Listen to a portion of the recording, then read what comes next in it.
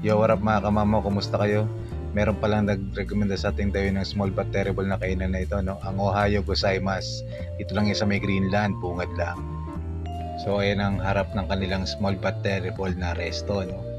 May mga sample picture na dyan ng mga pagkain. At eto naman ang loob.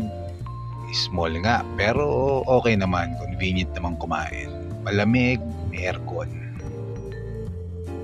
Ayan, waiting tayo sa ating in-order.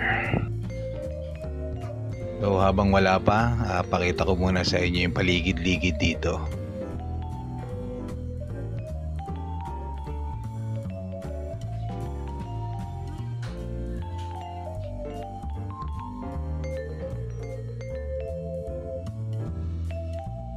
At dumating na nga ang ating in-order na California Maki. Naku, ang lalaki nito mga kamamaw. At syempre ang ating in-order na ramen, tonkatsu ramen. At itong coffee jelly, tama ba? At miso soup. O ayan lahat yun. So ayun, naisip ko baka mabitin kaya humabol tayo ng torekatsu. Chicken yan. At ito na in-order nating ramen. So itsura pa lang mukhang masarap na talaga.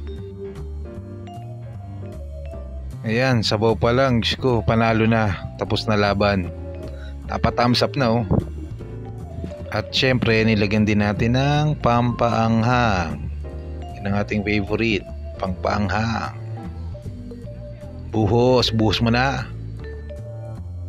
So ayan na guys, sumagpang na. Promise, ang sarap, ang linamnam. Wala na akong masasabi.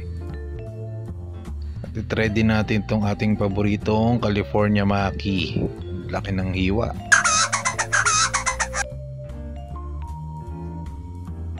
At ayun na nga, quality. Yun na lang ang masasabi ko.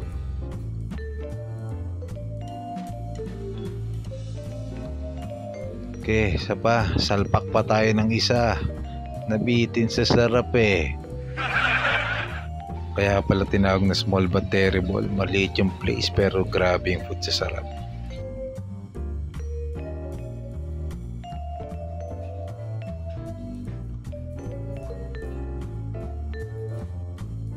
Eto na guys, try natin yung torekatsu. Trinay ko siya nang wala munang sauce.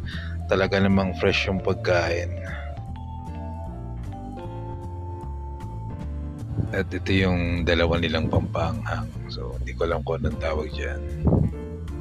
Ito naman syempre pag naparami kayo ng kain, ito yung pampakontra ng umay. So as usual, ubos na naman. So ito highly recommended to. So hanggang dito lang mga kamamaw, laging tandaan, enjoy life.